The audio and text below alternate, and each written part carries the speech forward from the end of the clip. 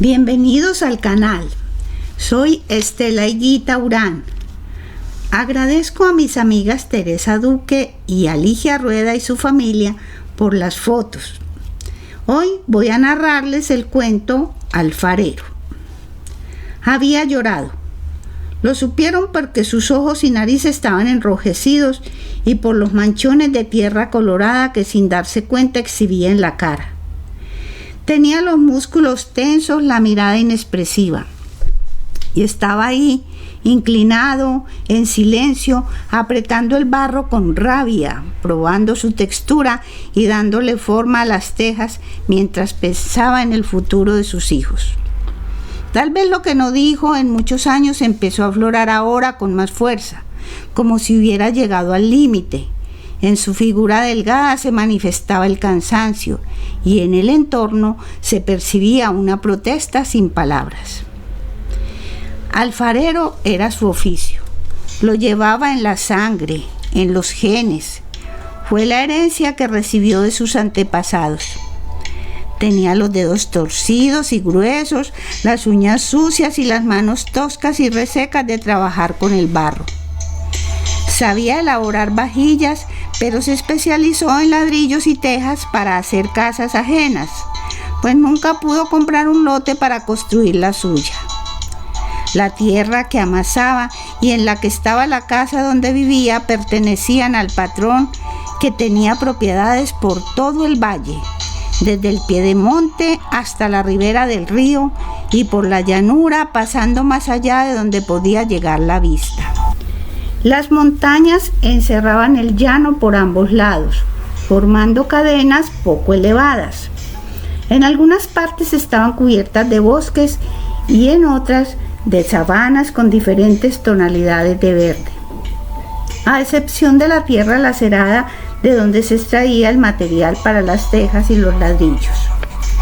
Por momentos la neblina apilada, parecida a motas de algodón con movimientos perezosos, impedía ver las faldas, aunque las puntas descubiertas de los picos se clavaban en el cielo adornado con pinceladas largas de nubes blancas. Allá lejos se dibujaba el páramo con sus laderas azules y su cúspide cubierta por la bruma. El río se desparramaba por la planicie en su recorrido ondulante y caprichoso, y el sol se reflejaba melancólico en sus aguas siempre teñidas de amarillo. En esas tierras vivía el alfarero Tucho Montoya con su numerosa familia. El clima era muy fresco y se hacía más frío cuando soplaba el viento trayendo las brisas heladas del páramo. En esas épocas secas también arrancaba los remolinos de tierra colorada y como si fuera un ser invisible y juguetón se enredaba en las ramas de los árboles haciéndoles besar la tierra. Doblegaba los sembrados y seguía soplando con más fuerza, refrescando todo el cañón hasta diluirse en la lejanía. Tucho y 4 hombres más extraían el material, pero era Crispín, el buey, quien debía llevar en su lomo los cajones pesados llenos de barro. En el tejar disponían la arcilla en el redondel, mezclándola con agua, y luego Crispín, arreado por uno de ellos, daba vueltas pisando hasta darle la consistencia exacta. Sacaban el material, llenando con él los moldes para hacer las tejas y los ladrillos. Tucho sentía que la textura de la greda le penetraba por las manos, le recorría el cuerpo y permanecía aferrado a ella hasta volverse parte de la misma sustancia. Entonces su fusión llegaba a tal punto que era él quien se convertía en muros y techos. Los fines de semana el trabajo se hacía más difícil. Era el momento de darle a los materiales la resistencia necesaria, y para ello todo se llevaba a quemar en un horno que funcionaba con leña. Tenía claro que sus hijos no iban a ser alfareros. Los tiempos modernos no eran propicios para trabajos como ese, y además tampoco habían heredado el fervor que se requiere para el oficio. era un hombre maduro cuando empezaron los comentarios.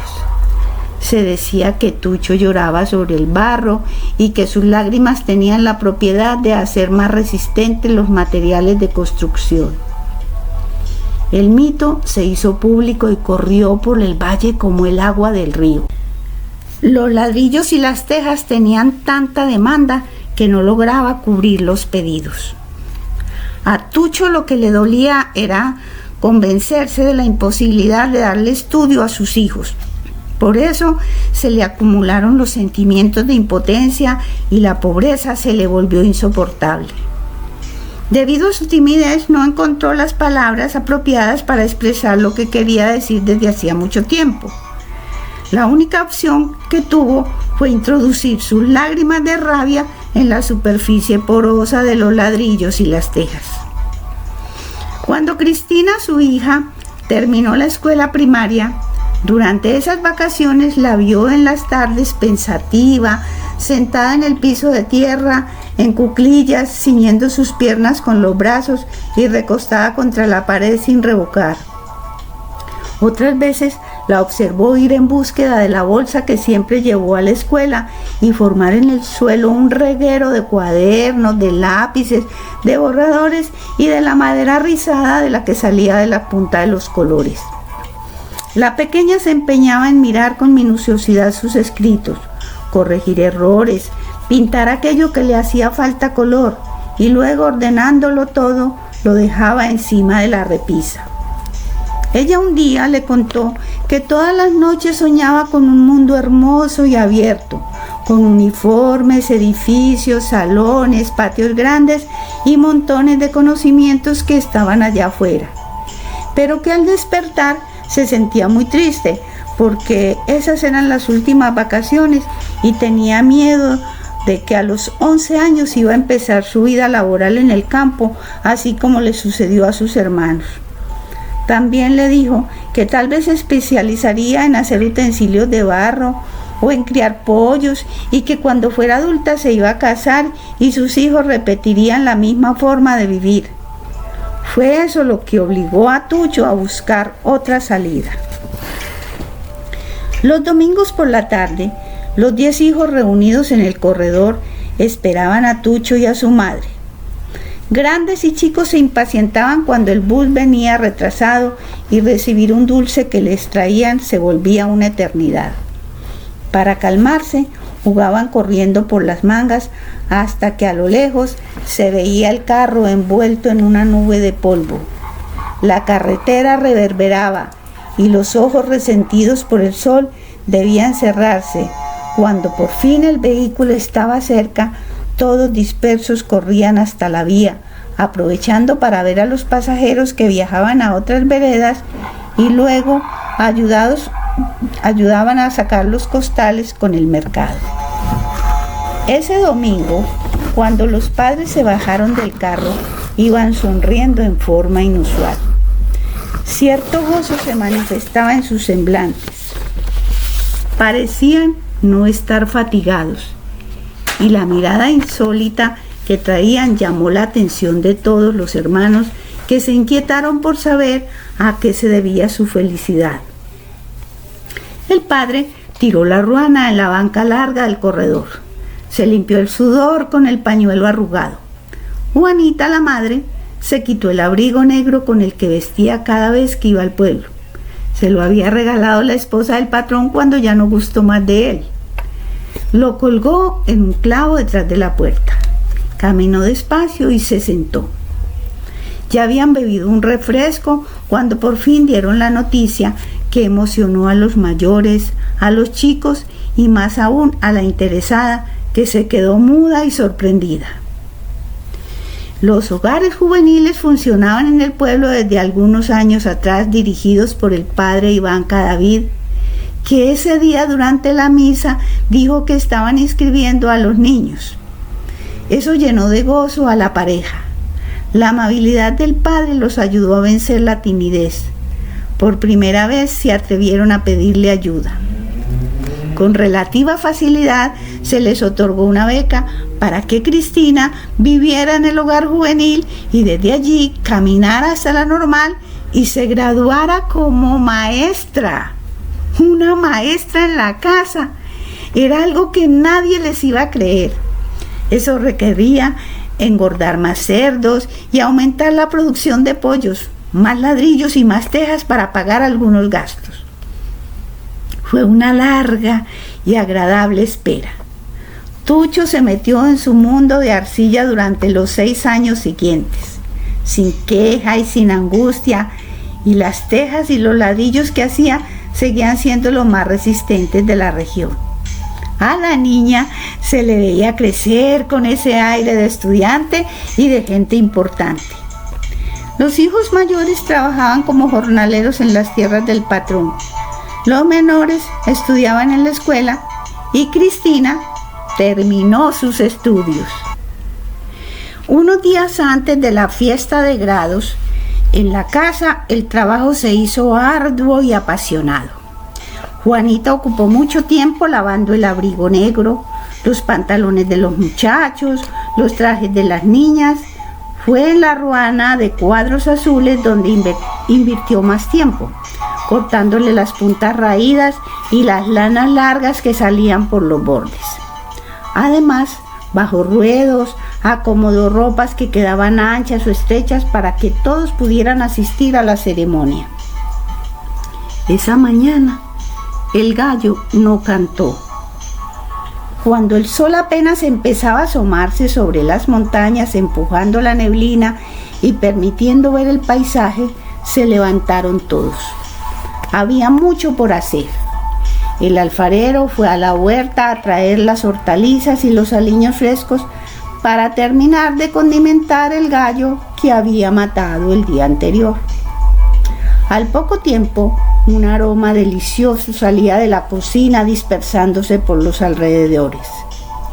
Se dio la orden de que nadie debía comerlo antes. Era un privilegio que solo correspondía a la maestra. Tucho estaba asustado. Tenía en el estómago esa sensación de temor y gozo. Era el edecán. Debía llevar a la maestra del brazo durante la marcha que transcurriría desde el colegio hasta la iglesia y estar a su lado durante toda la ceremonia. Algo que había anhelado desde que nacieron sus hijos, un deseo que estaba arraigado en su ser más profundo, estaba a punto de cumplirse y ahora nada ni nadie se lo podía quitar. Ganó la lucha. Consiguió al fin sacar a su hija de la lista de los peones del patrón. Su mayor temor era aparecer en medio de un grupo de señoritas graduadas. Por eso pensó que se aferraría a su sombrero que iba a llevar apretado contra el corazón, sobre la ruana ya retocada por Juanita.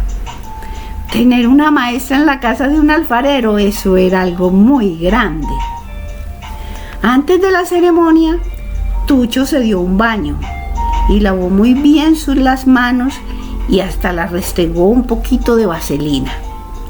Orgulloso, tomó del brazo a su hija.